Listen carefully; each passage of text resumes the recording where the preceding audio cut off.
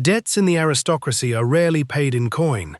They are paid in pride, in bloodlines, and most often in absolute crushing desperation. The carriage ride to the Miller estate had been 2 hours of relentless misery. The summer rain had turned the country roads into thick, sucking bogs of grey mud. Arthur Blackwood, the Duke of Ravenscroft, sat inside the swaying carriage with his eyes closed. He was 32 years old. His body carried the jagged, aching scars of a brutal military campaign in the peninsula. But it was the silent, political warfare of London society that truly exhausted him. He was a man who craved silence. He craved order. Instead, he was forced to spend his afternoon collecting the final foreclosure deed from a pathetic, gambling baron. When Arthur finally stepped into the drawing room of the Miller estate, the air inside hit him like a physical blow. The suffocating scent of crushed roses hung heavy in the room. It was a cheap, overwhelming perfume, the kind meant to mask the smell of decay, and this house was certainly decaying. The gold paint on the ceiling was peeling, the heavy velvet curtains were thick with dust, and the fire in the hearth was unlit, despite the damp chill in the air. Arthur stood in the center of it all. He wore a dark, heavy riding coat, his boots still caked with mud. He looked entirely like a predator, trapped in a cage of fools. "More wine, your grace," a voice purred. Lady Eleanor, the master's second wife, leaned over the low mahogany table. She was a woman desperately clinging to the last fading remnants of her youth. She wore a dress of deep, scandalous crimson velvet, the neckline cut far lower than daytime etiquette allowed.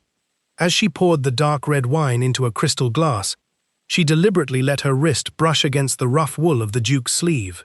She let her hand linger there for a fraction of a second too long. Across the room, her husband, Lord Miller, cowered in the shadows. He sat in a worn armchair, his hands shaking so violently they rattled against his trousers. He was a man drowning in a sea of his own making, a man who was silently offering his wife to a shark in hopes of saving his own pathetic skin. Arthur did not look at the wine. He did not look at Lady Eleanor's exposed collarbones or her painted red lips. His steely grey eyes stared blankly straight ahead, his jaw clamped tight. "I did not ride 2 hours through the mud for sour wine, Lady Eleanor," Arthur said. His voice was incredibly low, scraping the bottom of his throat like iron over stone. "The deed. Produce it. Now." Eleanor's seductive smile faltered for a second. The Duke's tone was terrifying, but her desperation was much stronger than her shame. She set the wine bottle down and moved closer. The oppressive scent of roses thickened the air, making Arthur's head throb. "Surely, a man of your vast wealth and unimaginable power could find it in his heart to extend the deadline," Eleanor murmured, her voice dripping with artificial sweetness. "My husband has had a streak of terrible luck, but things will turn around. We just need a little more time."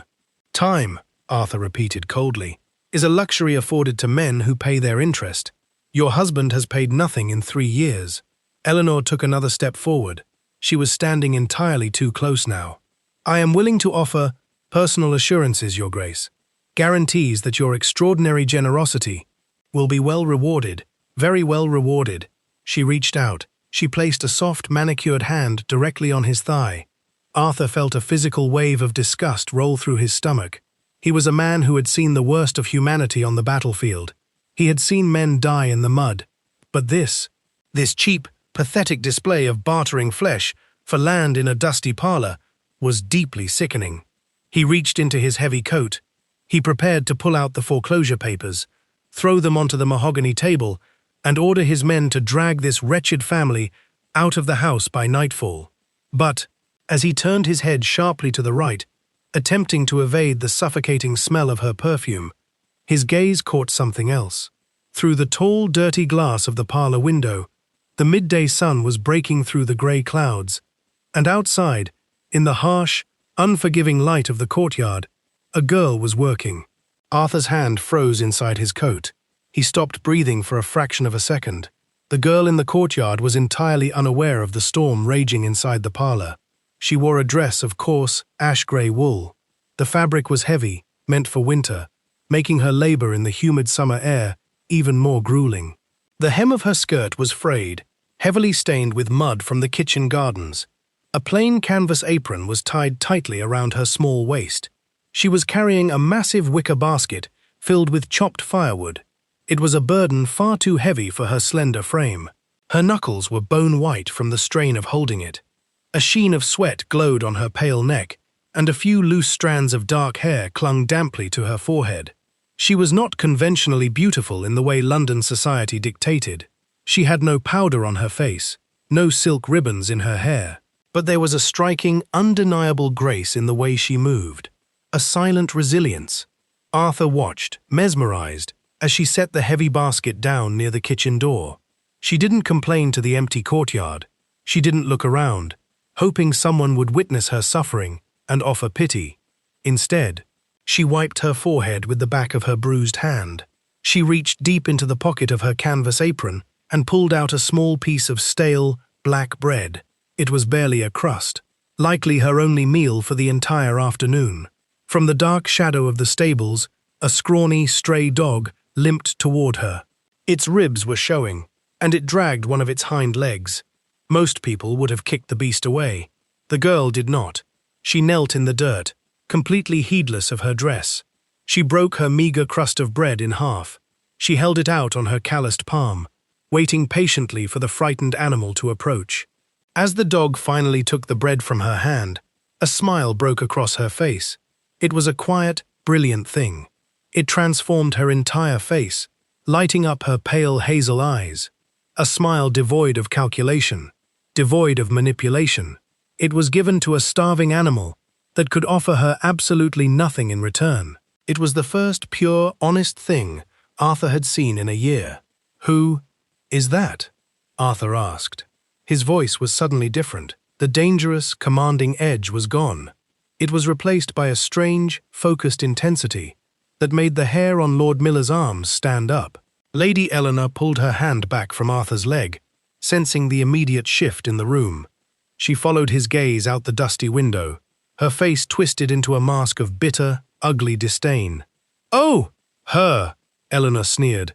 "That is Elara, my husband's daughter from his first, unfortunate marriage. She is nothing, Your Grace, barely more than a scullery maid. Her mother was weak, and she is just as useless.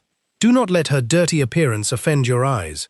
Now, as we were saying about the deadline, Eleanor tried to slide closer on the velvet sofa, her voice dropping to a husky whisper. "I can make you forget all about these dreary ledgers, Arthur." Arthur moved. He didn't just push her hand away this time. He stood up with such sudden, terrifying violence that the heavy mahogany table knocked forward. The crystal wine glasses shattered onto the floor with a sharp crash.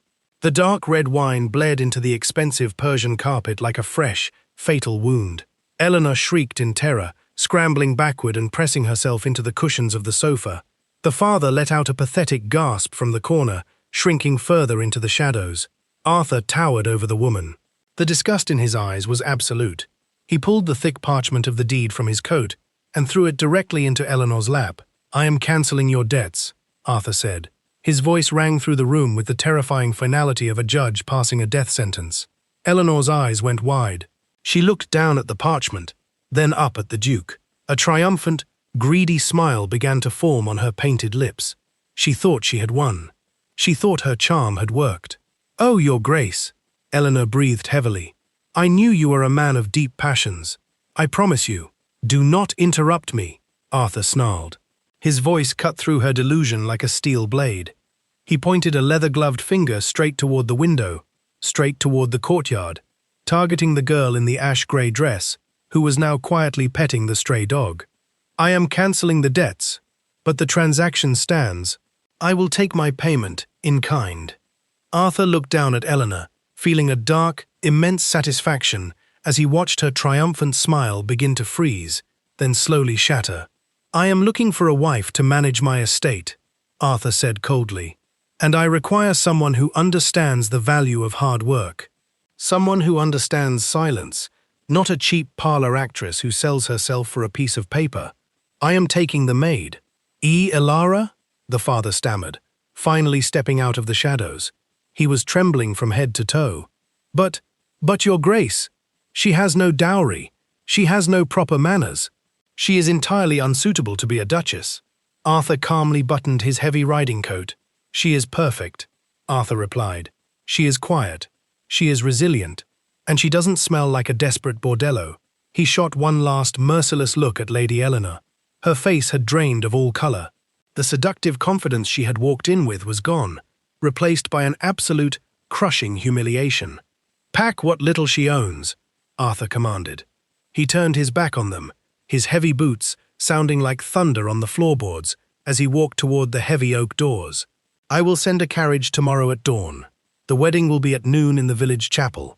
If she is not waiting for me at the altar—" Arthur paused at the door, glancing over his broad shoulder.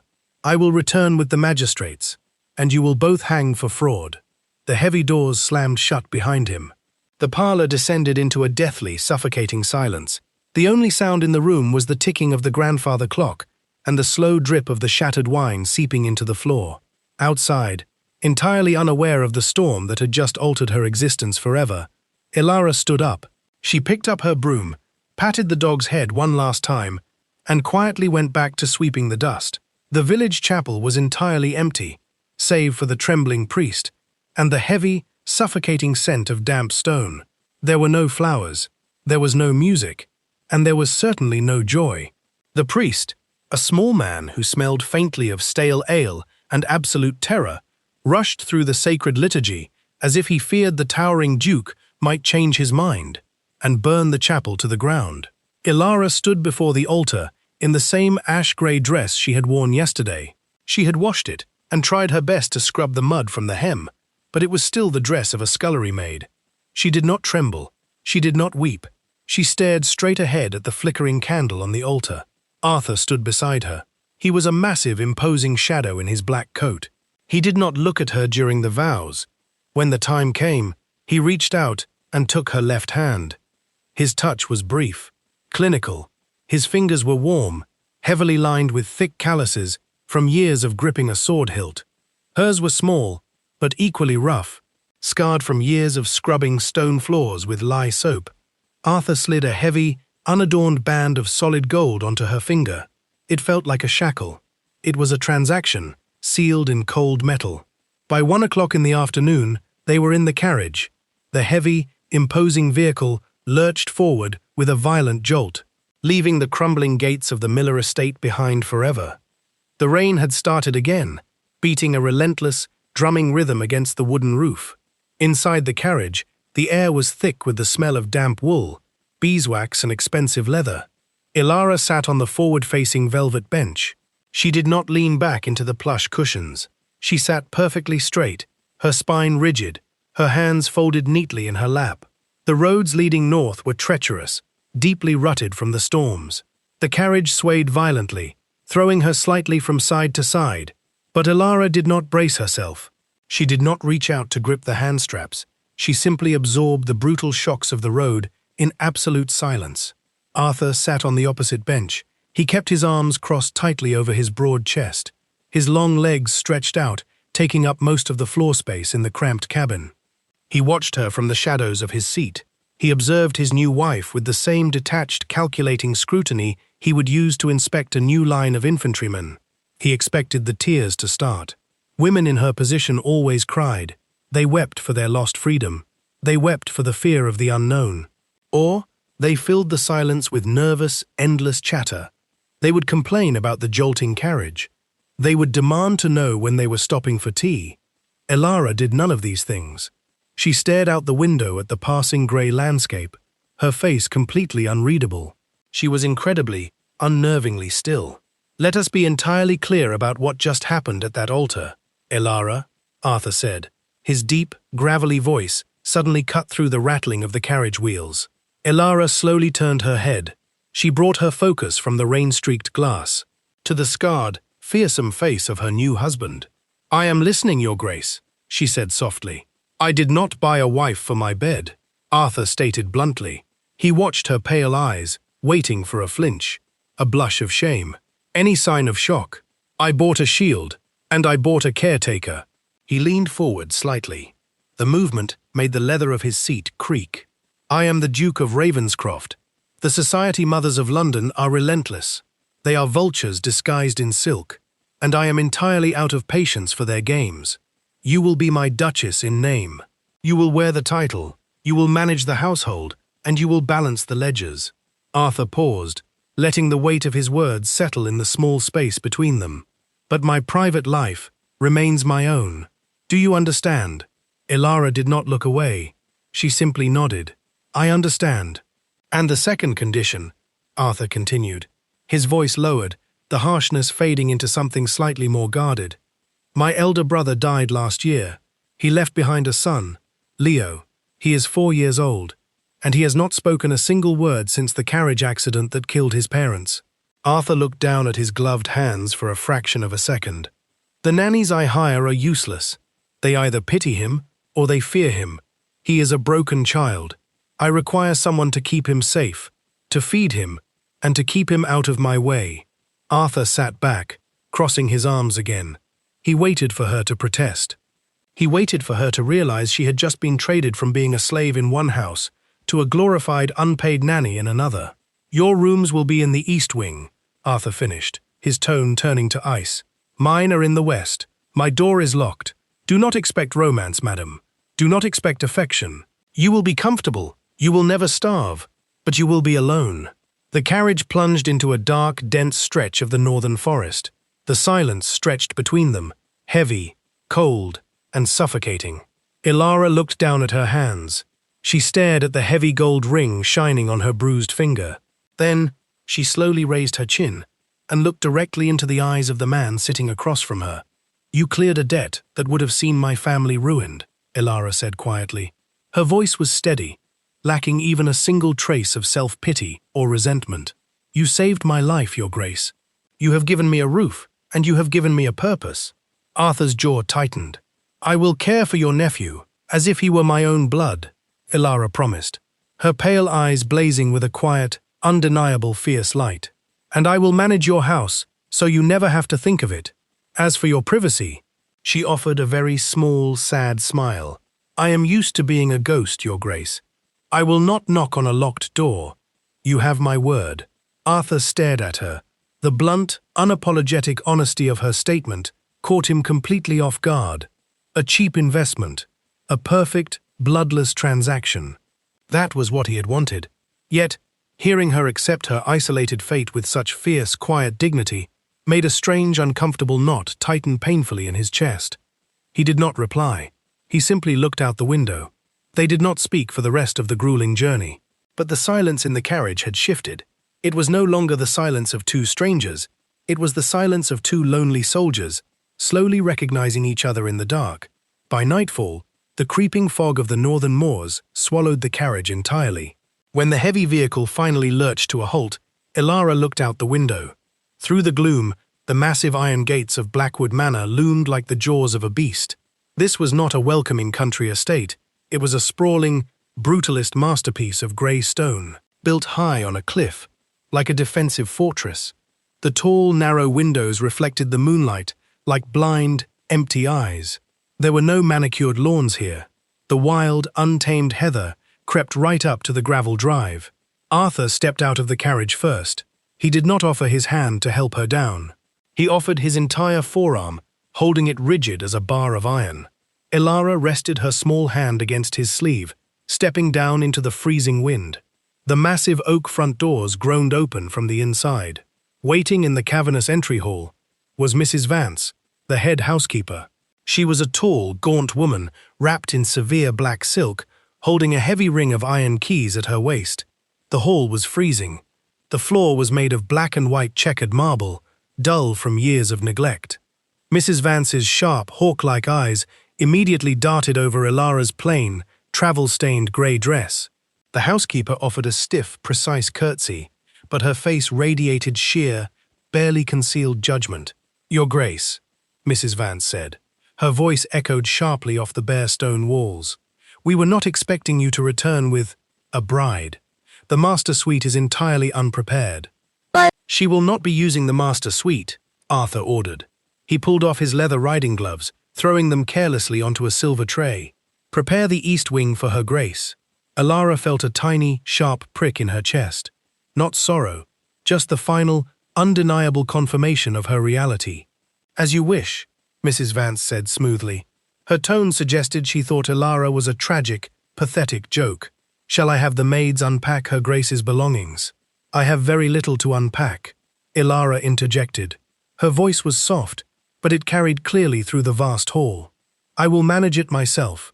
Thank you, Mrs. Vance." The housekeeper stiffened. She was testing the new Duchess, expecting a weak, crying girl who had been sold to a monster. Instead, she hit a wall of calm, unbothered composure. Arthur turned to Elara. He looked massive in the dim light of the hall, his broad shoulders blocking out the meager warmth from the fireplace. "The house is yours to command," Arthur said flatly. "We dine in 1 hour. Do not be late." He didn't wait for a response.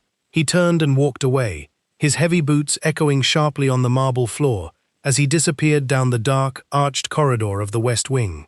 1 hour later, Elara was escorted to the dining hall. The room was built for a sprawling, powerful dynasty.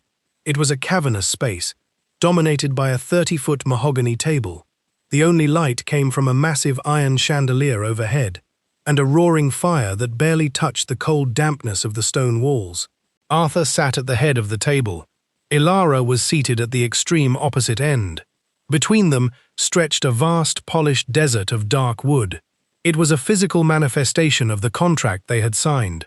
A wife in name, kept at an impossible distance. Mrs. Vance directed the footman to serve the meal. Arthur was accustomed to military rations. He had never cared for the elaborate, 10-course meals of the London elite. The dinner served was roasted mutton, boiled root vegetables, and a jug of dark, bitter ale. It was a heavy, unrefined meal.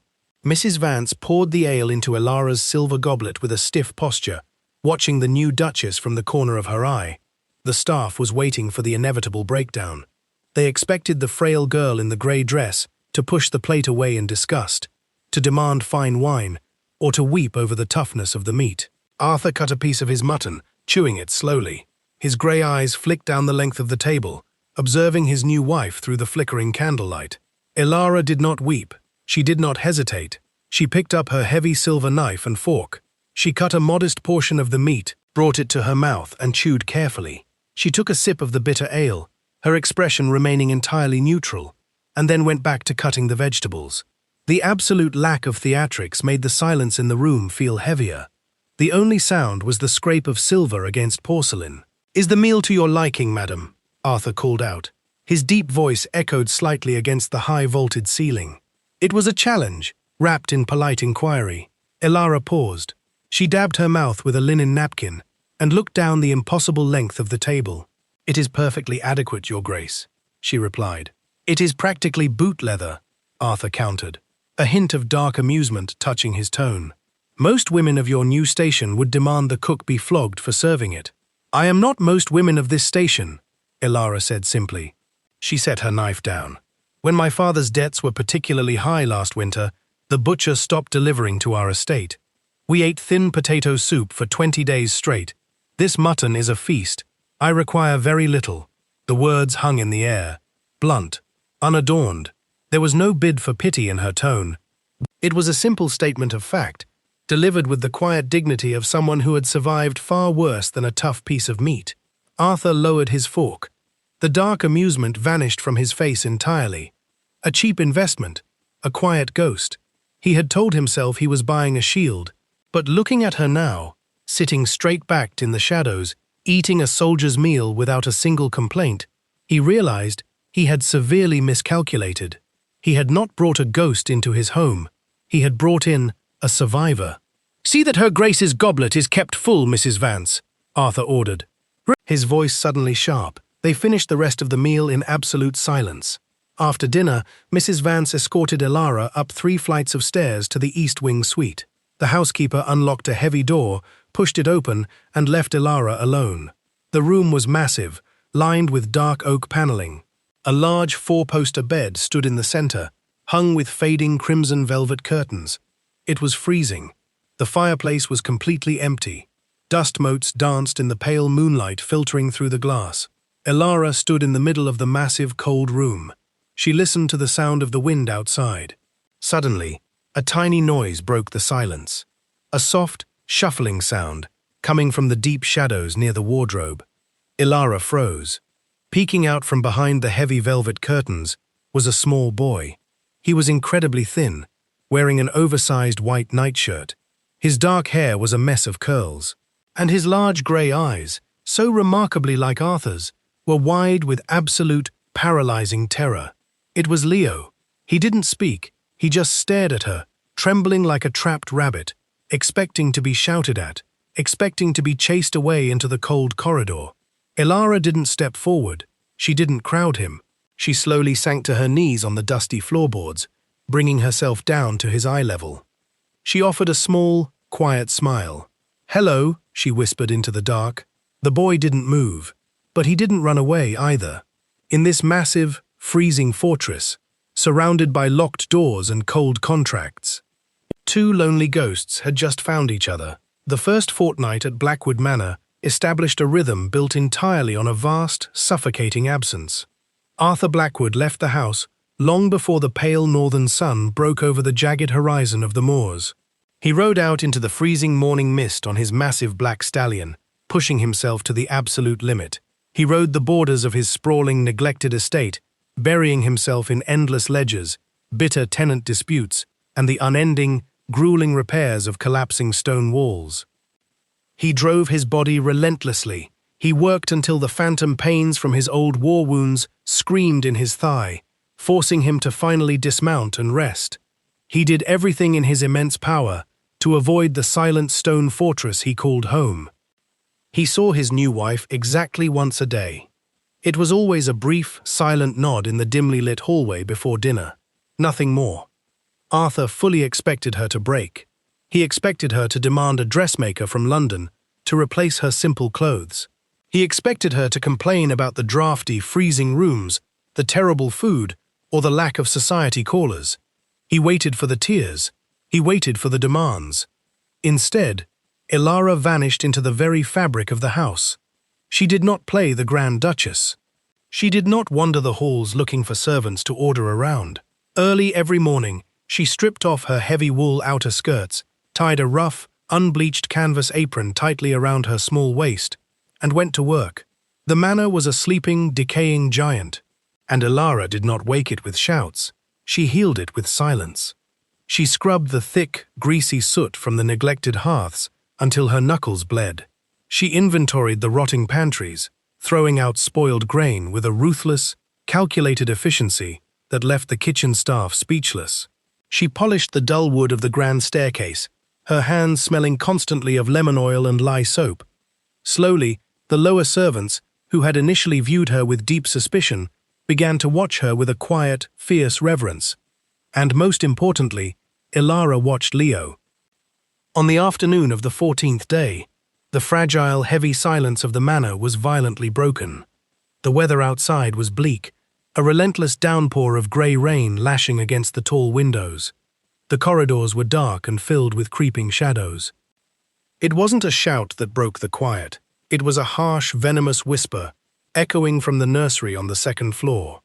Elara, carrying a heavy stack of fresh, lavender-scented linens to the guest chambers, paused in the hallway. She froze, her head tilting slightly as she listened. She slowly walked toward the nursery. She pushed the heavy oak door open, just a fraction of an inch. Inside, the room was dimly lit by a single candle. Mrs. Higgins, a large, cruel-faced woman hired by the housekeeper as Leo's nanny, was forcing the tiny boy into a hard wooden chair. Leo was trembling violently. His large, expressive grey eyes were wide with absolute, paralyzing panic. His small hands gripped the edges of the wooden seat so tightly his knuckles were white. On the table before him was a wooden bowl of cold, congealed, grey porridge. "Eat it," Mrs. Higgins hissed. Her thick, heavy fingers dug sharply into the boy's thin, fragile arm.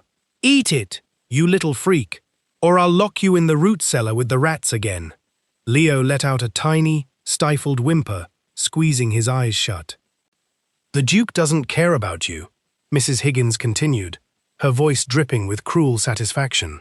"Nobody in this miserable, cursed house does. You are a burden. Now, open your mouth." Elara didn't gasp. She didn't drop the linens in shock. She didn't scream for the guards to come and arrest the woman. She simply pushed the heavy door wide open. She stepped into the room with a strange liquid silence, placing the heavy stack of linens neatly onto a nearby chair. Her face was completely unreadable. Her pale hazel eyes were as cold and unforgiving as a frozen lake. "Let go of him," Elara said. Her voice was not loud. It did not shake, but it was entirely devoid of human warmth. It was a voice forged in years of surviving cruelty, a voice that knew exactly how to wield power in the dark. Mrs. Higgins jumped, dropping Leo's arm as if she had been burned by hot iron. She spun around, her face instantly paling. Your Grace!" Mrs. Higgins stammered, wiping her hands nervously on her apron. I didn't hear you come in. I was just making sure the boy eats his supper. He is incredibly stubborn. He requires a firm hand to learn discipline." Elara walked slowly toward the table. Her footsteps made no sound on the floorboards. She didn't look at Mrs. Higgins. She looked down at Leo. She looked at the red, angry, bruising marks forming on the boy's pale, trembling arm. Without a single word, Elara reached out and picked up the wooden bowl of cold porridge. She turned calmly toward the massive stone fireplace and threw the heavy bowl straight into the burning flames. It shattered upon hitting the iron grate with a loud, explosive crack. The wet porridge hissed violently against the fire, sending up a thick cloud of foul-smelling grey smoke. "Pack your bags," Elara said. She finally turned her pale, unwavering eyes to the older woman. Excuse me?" Mrs. Higgins stammered, stepping back. Her face flushed, an ugly, mottled red, a mix of embarrassment and rising anger. "You cannot dismiss me. I was hired by Mrs. Vance. I answer only to the Duke of Ravenscroft." "You answer to the Duchess," Elara replied softly. She took a slow, measured step closer, her gaze pinning the massive woman in place. Elara was half the nanny's size, yet she suddenly seemed to fill the entire room with an overwhelming, suffocating presence. "And I am telling you," Elara continued, her voice dropping to a terrifying whisper, "if you are not off this estate in exactly 1 hour, I will have the footmen drag you out by your hair into the mud, and I will personally write to every noble house, every merchant, and every tavern in this county. To ensure you never find employment again, I will see you starve in the streets." The sheer, terrifying authority radiating from the small girl in the grey dress left the cruel nanny entirely paralyzed. Mrs. Higgins swallowed hard. The remaining color drained from her face. She nodded frantically, unable to speak, and scrambled out of the room. Her heavy footsteps echoed down the hall as she ran for the servants' stairs. Elara stood in the quiet room for a long moment. She let out a slow, controlled breath. The iron tension slowly drained from her small shoulders. She turned around and knelt beside Leo's chair. The boy was curled into a tight ball. His hands were covering his ears, his face buried in his knees, waiting for the yelling to start, waiting for the inevitable punishment. But Elara didn't touch him. She knew better. She knew that a wounded, terrified animal needed space to breathe. "I don't like cold porridge either," Elara whispered softly, her voice returning to a warm, gentle melody. Leo slowly lowered his hands. He peeked through his dark curls, looking at her with wide, hesitant eyes. Elara offered him a small, bright smile. "Let's go down to the kitchens," she said, holding her hand out, palm up, resting it gently on the table. "I think we can find something much better. We can bake some sweet bread, if you would like to help me." Leo stared at her hand. For a long, agonizing minute, the room was completely silent. Then, very slowly, the boy uncurled his tiny fingers and placed his hand in hers. Down in the cavernous kitchens of Blackwood Manor, the sudden arrival of the Duchess sent the serving staff into a state of absolute, breathless panic. The kitchens were a subterranean world of dark stone and heavy iron. The cook, a stout, fiercely protective woman who had ruled the basement for 2 decades, nearly dropped a cast-iron skillet when she saw Elara step through the arched doorway. Duchesses did not visit the kitchens. They certainly did not visit the kitchens holding the hand of the terrified, silent orphan of the West Wing. But Elara did not demand to be served. She did not ask for a tray to be brought up to her chambers. Instead, she offered the stunned cook a polite, quiet nod. She found a sturdy wooden stool near the massive central baking table and gently lifted Leo onto it. Then she walked over to the nearest basin, washed her hands, and tied a fresh canvas apron around her waist. "We require flour, butter, and a small jar of honey, if you please," Elara said, her voice perfectly calm, cutting through the stunned silence of the kitchen staff. For the next 2 hours, the subterranean kitchen was transformed. Elara did not speak to Leo like a fragile, broken thing. She spoke to him like a partner. She showed him how to measure the flour, guiding his small, trembling hands to pour it into the large ceramic bowl. She showed him how to knead the dough, pressing the heels of her hands into the sticky mixture, encouraging him to do the same. At first, Leo was stiff. He watched the flour dust the air, his large grey eyes wide and uncertain. But the kitchen was incredibly warm. The smell of yeast, melting butter, and sweet honey was intoxicating. It was the smell of life, something that had been missing from Blackwood Manor for a very long time. When a small puff of white flour suddenly flew up and landed directly on the tip of Leo's nose, Elara paused. She looked at the boy, and then she laughed. It was a bright, musical, and entirely genuine sound. It echoed off the stone walls, causing the scullery maids to stop scrubbing and stare. Leo blinked. He reached up, touching the flour on his nose. He looked at Elara's smiling face, and very slowly, the corners of the boy's mouth twitched upward. It was a tiny, fragile movement, barely a smile, but it was there. It was a beginning. Over the next week, Elara established a new sanctuary for them. She unlocked the massive, dusty doors of the East Wing Library. It was a breathtaking room, lined with thousands of leather-bound books, but it had been abandoned for years. It smelled of damp stone, decaying paper, and neglect. Elara spent an entire day on her hands and knees, scrubbing the wooden floors until her muscles burned. She opened the tall windows to let the crisp moorland wind chase away the stale air. She ordered the footmen to light a massive, roaring fire in the hearth, and she dragged a thick, incredibly soft sheepskin rug to the center of the room. Every afternoon, just as the northern sky began to turn a bruised purple, Elara took Leo to the library. She sat on the rug, her heavy grey skirts spread out around her, and she read aloud. She read tales of brave knights navigating dark forests.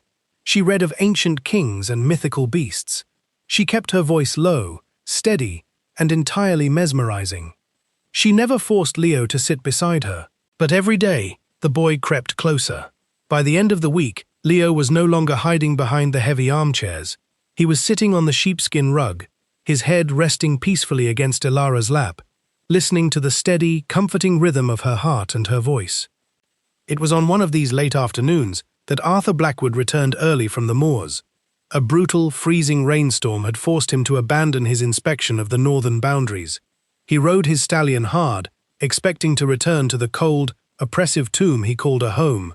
He expected the damp chill of the entry hall to sink immediately into his aching bones. But when Arthur pushed the massive front doors open, he stopped dead in his tracks. The air in the entry hall was not freezing, it was warm. The damp, decaying smell of the manor was entirely gone. In its place was the sharp, clean scent of lemon oil, beeswax, and the distant, mouth-watering aroma of roasted meat and sweet bread. Arthur slowly pulled off his soaked leather gloves, tossing them onto the silver tray. The house felt different. It felt alive. He walked down the long, shadowed corridor of the East Wing, intending to go straight to his study and bury himself in his paperwork. But as he passed the grand staircase, he heard a sound. It was a soft, melodic voice. Arthur moved silently, his heavy boots making no sound on the polished floors. He followed the voice down the hall, stopping outside the heavy oak doors of the library. The door was open, just a fraction of an inch. Arthur stood in the shadows and looked through the crack. The room was bathed in the warm, golden glow of a roaring fire. Elara was sitting on the floor. The harsh, unforgiving light of the flames caught the golden hues in her pale hazel eyes. And there, curled up in her lap, sleeping more peacefully than he had in over a year, was Leo. Arthur stopped breathing. The formidable Duke of Ravenscroft, a man who had commanded thousands of soldiers, a man who had stared down enemy cavalry without a single flinch, found himself entirely paralyzed by the sight of a girl in a grey dress reading a book. He watched the way her small, calloused hand gently stroked the boy's dark curls. He saw the angry, red blisters on her knuckles, the undeniable proof of her relentless, grueling labor. She was working herself to the bone, not for money, not for a title, not for him. She was doing it to heal a broken child and a broken house. A massive, unbearable weight pressed against Arthur's chest. The cynical, hardened armor of ice that had encased his heart for years began to violently crack. He had brought her here to be a ghost. He had told her to stay behind locked doors. He had believed that his isolation was his strength, and that keeping her at an impossible distance was the only way to maintain his peace. But looking at her now, surrounded by the warmth and light she had created from nothing, Arthur realized the devastating truth. His locked door in the West Wing was not a shield. It was a prison, and he was the only one trapped inside it. Arthur did not push the library door open. He was covered in mud, rain, and the coldness of the outside world. He did not want to bring the storm into her sanctuary. Instead, he stood in the shadows for a long time, just watching her breathe, listening to the beautiful, steady cadence of her voice. Very slowly, Arthur reached his hand out, pressing his scarred palm flat against the heavy oak wood of the doorframe. It was a silent, desperate vow, a promise made in the dark.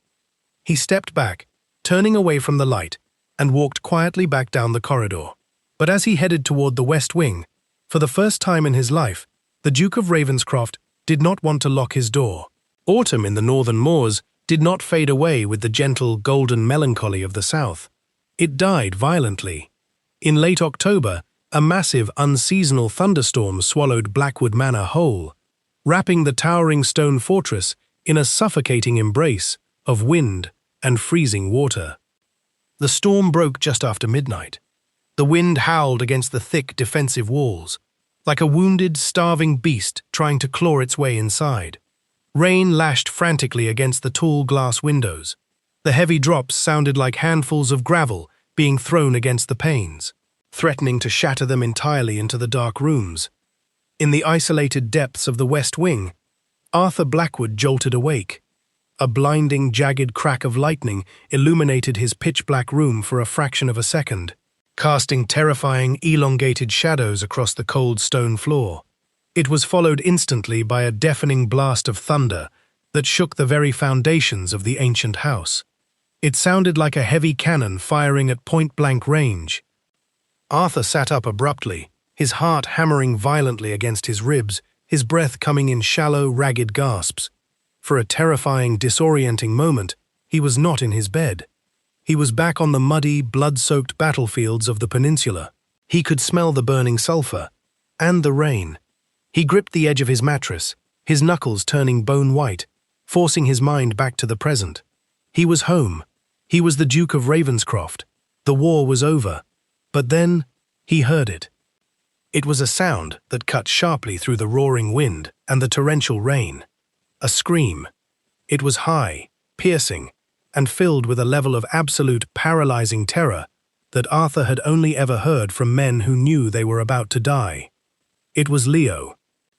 The realization hit Arthur like a physical blow to the stomach.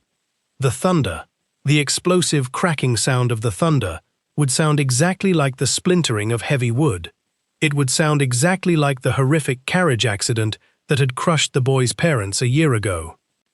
Arthur threw off his heavy woolen blankets, entirely ignoring the freezing air that bit fiercely into his bare skin. He grabbed a heavy iron lantern from his bedside table, his hands shaking slightly as he lit it, and ran out into the dark, freezing corridors. He did not bother with a robe or slippers. He sprinted down the hallway, the cold stone freezing against his bare feet.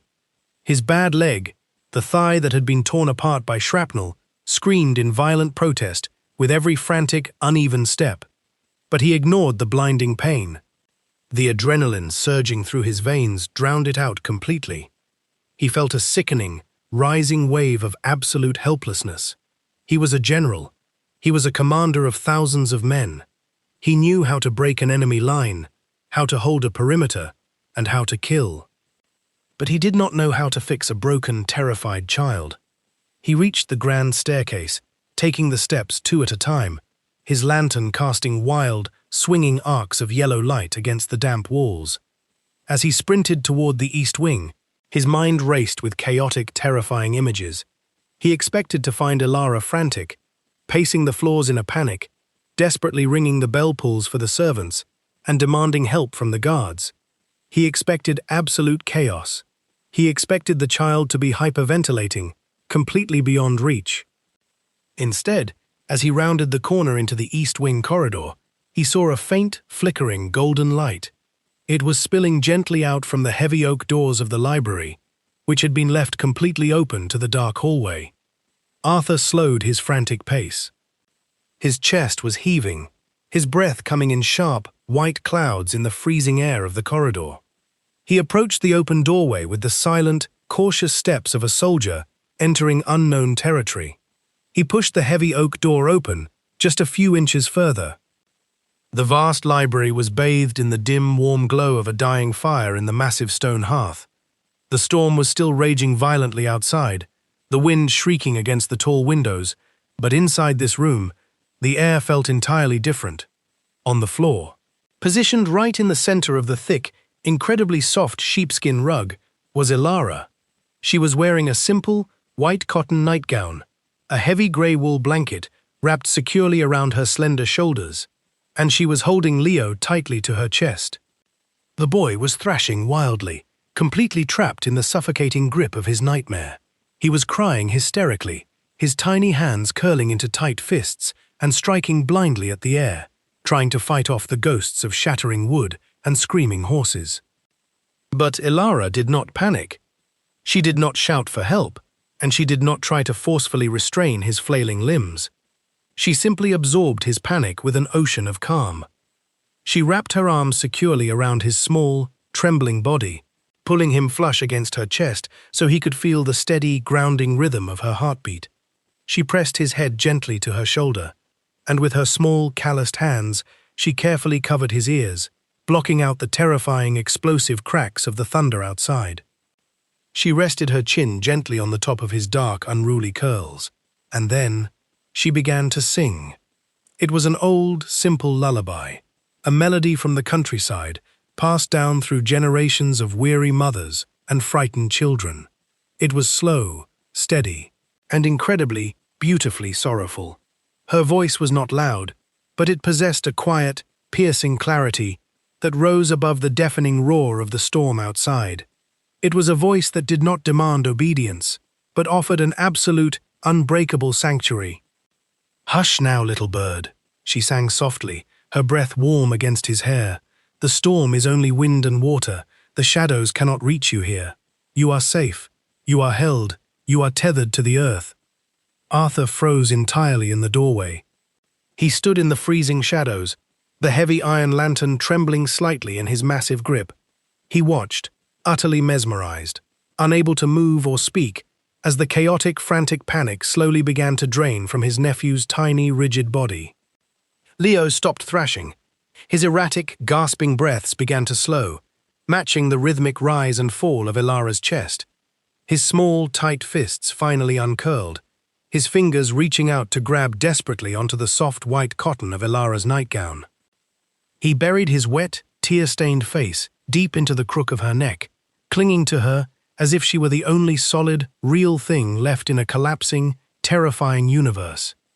And then, cutting through the dying, distant echoes of the thunder, the boy spoke. "Mama?" It was a fragile, broken, devastating whisper. It was a sound that carried the weight of a year of absolute, crushing silence. It was his first word since the world had ended. Elara closed her eyes. A single, heavy tear slipped down her pale cheek, catching the golden firelight before dropping into the boy's dark hair. She tightened her arms around him, burying her face in his curls. "I am here," she whispered back, her voice fierce and unyielding. "I am right here. I will not let you go." Outside the door, Arthur couldn't breathe. The hardened, cynical armor of ice that had protected his heart for so long didn't just crack, it shattered completely, leaving him entirely exposed in the dark. He stood there, a man who commanded absolute authority over thousands, completely brought to his knees by the quiet strength of a girl he had bought to settle a debt. He realized in that agonizing, beautiful moment that he had been entirely wrong about everything. He had built this massive stone fortress to keep the world out, to protect himself from the noise and the demands of society. He had locked his doors to survive. But survival was not living. Elara had not built walls. She had built a hearth. She had taken a broken, terrified child and tethered him back to the world of the living, with nothing but a lullaby and her own unyielding warmth. Arthur slowly lowered the lantern to the stone floor. The light shifted, casting long, swaying shadows across the thousands of leather-bound books that lined the walls. He did not want to intrude. He did not want to break the sacred, fragile peace she had just created. But the overwhelming, magnetic pull to bridge the distance between them was entirely undeniable. He stepped out of the shadows and walked into the library, his bare feet making no sound on the wooden floorboards, moving toward the light she had made. Arthur moved with the silent, measured grace of a soldier. His bare feet made absolutely no sound against the polished oak floorboards. He stepped out of the freezing, drafty corridor and crossed the threshold into the golden, firelit sanctuary of the library. Elara did not startle. She did not gasp, and she did not attempt to hurriedly stand up and bow. She simply lifted her head from Leo's dark curls and looked up at him. The dying light of the hearth danced across her pale face. Her hazel eyes were wide, glistening with the unshed tears of a profound, overwhelming relief. She looked at the fearsome Duke of Ravenscroft. She saw his bare feet. She saw the heavy, dark riding trousers hastily thrown on, the thin linen shirt clinging to his broad chest, and the absolute, undeniable terror still echoing in his steely grey eyes. In that moment, he was not a duke. He was not a commander. He was just a man, terrified of losing the only blood he had left in the world. Arthur stopped at the edge of the thick sheepskin rug. He stood there for a long, agonizing moment, towering over her in the dim light. He felt massive, clumsy, a creature of war and violence intruding upon a sacred, fragile peace. But Elara did not look away. She did not shrink back from his imposing shadow. Slowly, without speaking a single word, she shifted her weight. She gently adjusted the heavy grey wool blanket that was wrapped around her and the sleeping boy. She made room on the rug, beside her. It was a microscopic gesture, an invitation so quiet it was almost entirely silent. But to Arthur, it was louder than the roaring thunder outside. The Duke of Ravenscroft slowly lowered his massive frame to the floor. He did not sit in the heavy leather armchairs. He folded his long legs and sat directly on the sheepskin rug, closing the impossible, vast distance that had separated them since the day of their wedding. He sat so close, he could feel the incredible, radiating heat of her small body. He could smell the faint, clean scent of lavender soap and wood smoke in her hair. For a long time, the only sounds in the library were the crackle of the dying fire, the rhythmic, heavy beating of the rain against the glass, and the soft, even breathing of the child resting against Elara's chest. "I thought," Arthur began. His voice was a harsh, broken rasp. He had to stop, swallowing hard against the thick, suffocating knot in his throat. He stared blindly at the flickering flames. When the thunder broke, I thought of the carriage. It was the very first time he had spoken of his brother's death. The words felt like shattered glass in his mouth. I heard him scream, and I realized I did not know how to save him. I have commanded thousands of men in the mud, and the blood of Spain. I have held lines against impossible odds. But when I heard that boy scream, I was entirely useless. Elara turned her head. She looked at the hardened, bitter profile of her husband. She saw the deep, jagged scar that pulled at the corner of his eye. She saw the heavy, crushing weight of guilt that had been slowly drowning him for a year. "You are not useless, Arthur," she whispered softly. It was the first time she had ever used his given name. It slipped out naturally, stripping away titles, contracts, and boundaries. Arthur turned to look at her. The sound of his name on her lips felt like a sudden, fierce spark in the dark. "You ran to him," Elara continued, her voice steady and fiercely kind. "You didn't call for the guards. You didn't hide in your room. You ran into the dark because he was frightened. That is all a child needs to know, that someone will come for them in the storm." Arthur stared into her eyes. He saw no pity there.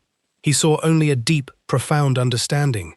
The understanding of a girl who had spent her entire life waiting for someone to come for her, only to realize she had to survive the storms entirely on her own. Slowly, Arthur reached his hand out. His hand was massive.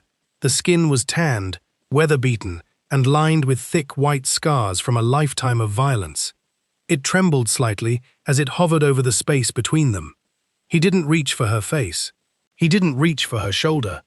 He reached down, toward the small bruised hand that was resting protectively against Leo's back.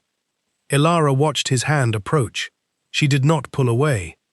Arthur's rough, calloused fingers gently brushed against her knuckles. The contact sent a sudden, paralyzing shockwave through the freezing room. It was an electric, burning heat that rushed instantly through Arthur's veins.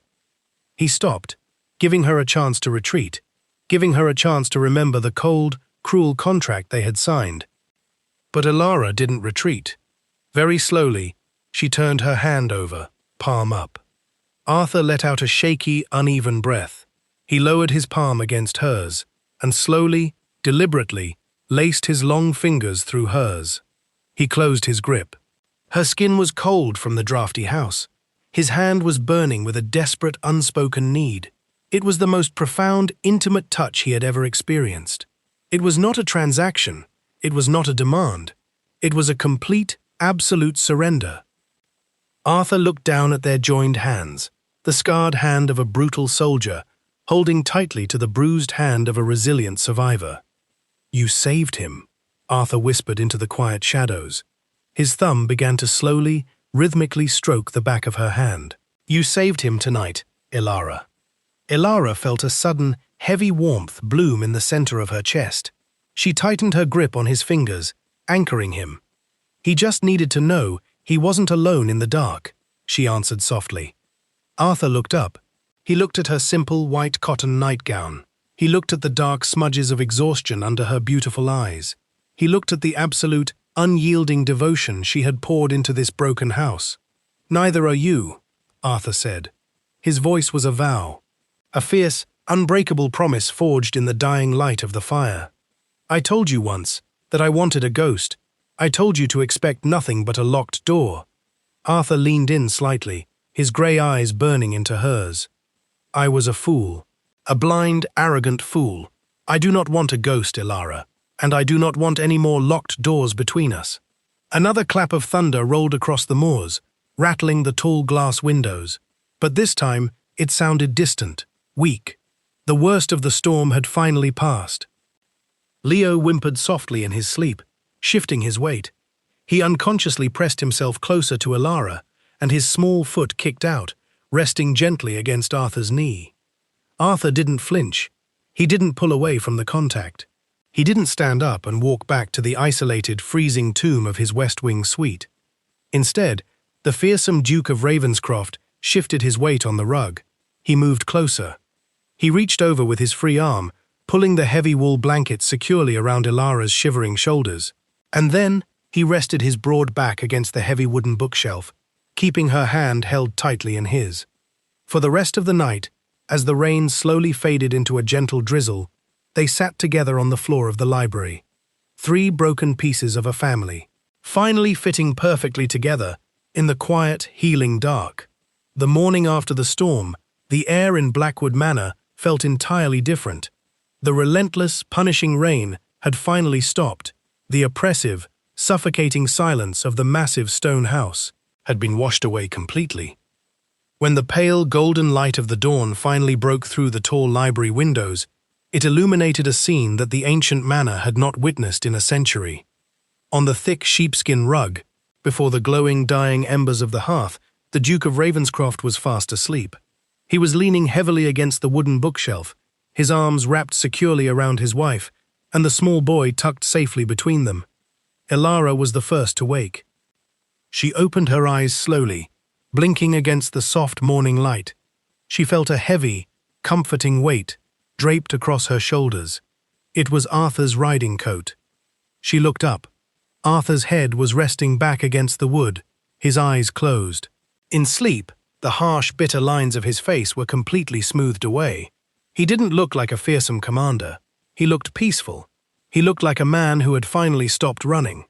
Elara held her breath, not daring to move, not wanting to break the fragile magic of the morning. But Leo stirred. The boy let out a soft, sleepy yawn and rubbed his eyes with his tiny fists.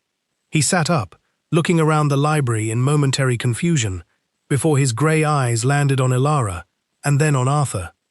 Leo didn't shrink away. He didn't hide.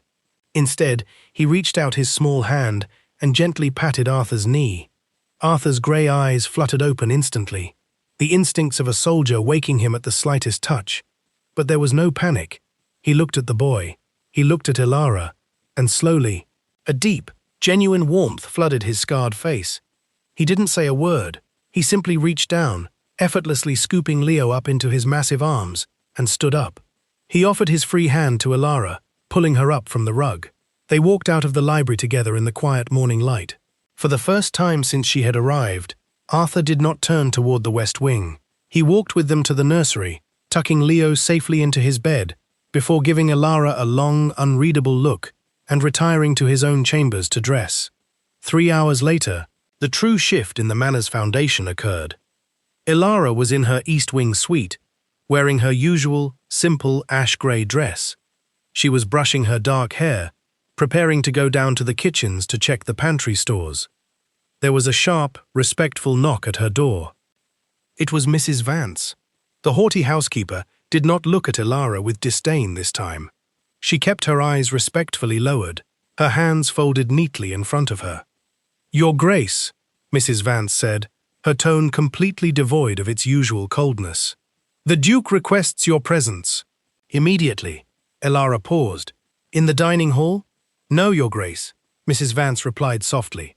"In his private study, in the West Wing." Elara felt a sudden fluttering pulse of nervous energy in her chest. The West Wing, the forbidden territory, the locked door she had promised never to approach. She nodded, setting her silver hairbrush down. She walked out of her room, her soft footsteps echoing down the long corridors, until she finally crossed the threshold into the West Wing. It was a masculine, imposing space, lined with massive portraits of ancient dukes and crossed broadswords. She reached the heavy, double oak doors of the study. They were wide open. Elara stepped inside. The study was bathed in brilliant, blinding morning sunlight. Arthur was standing by the massive stone fireplace. He was wearing a crisp, tailored black suit, his cravat tied perfectly.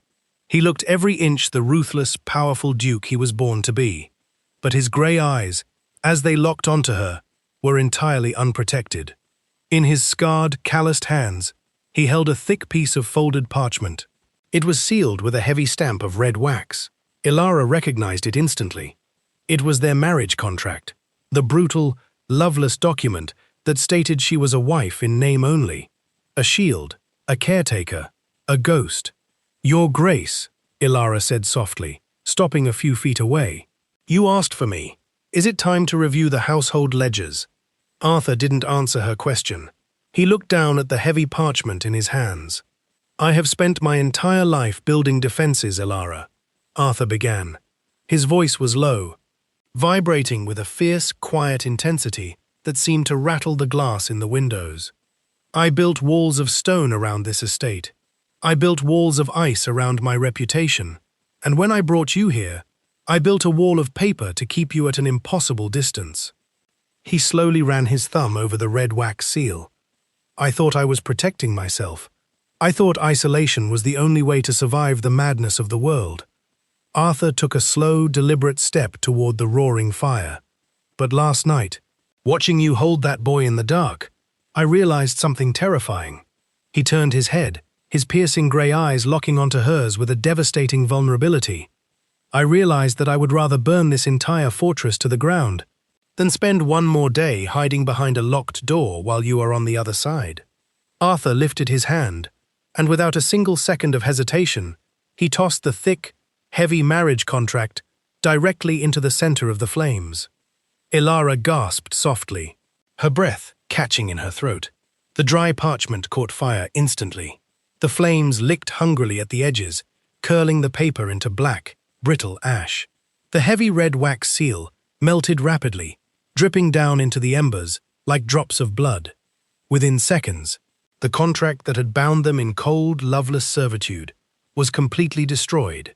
"Arthur, what are you doing?" Elara whispered. Her heart was hammering wildly against her ribs. "I am voiding the transaction," Arthur said. He turned away from the fire.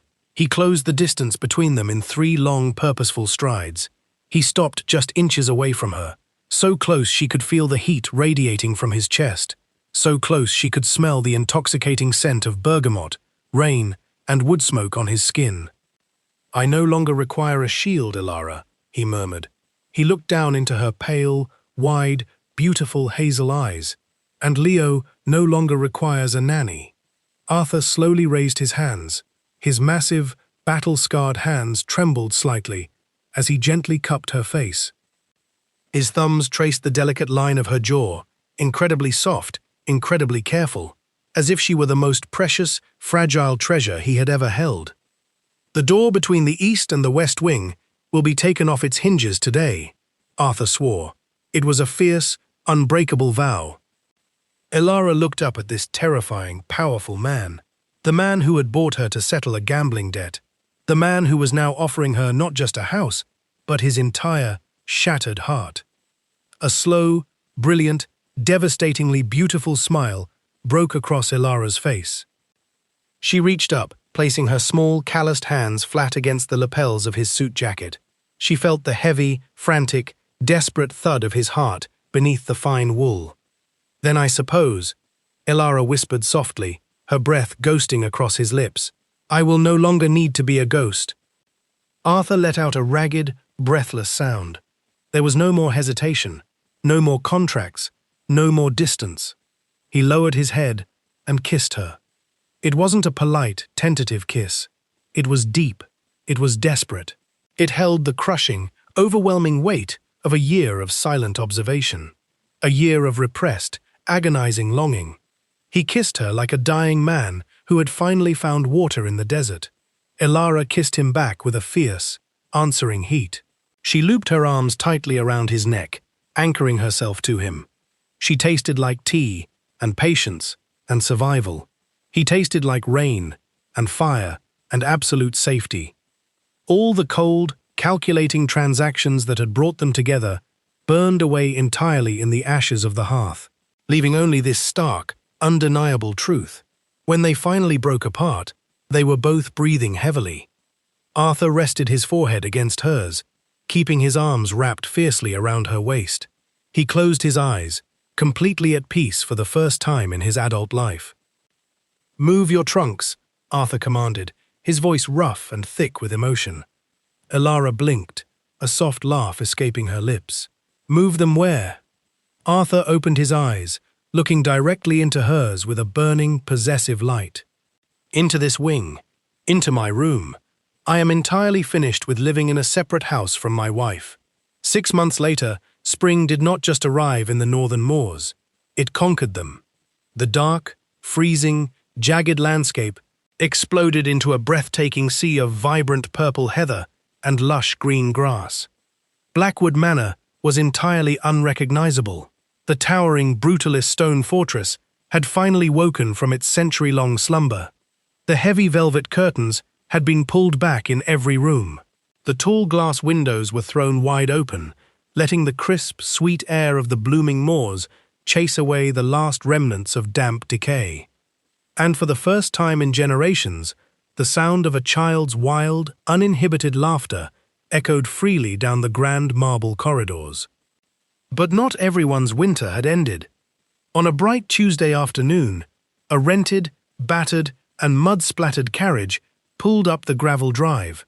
The horses were exhausted, their heads hanging low.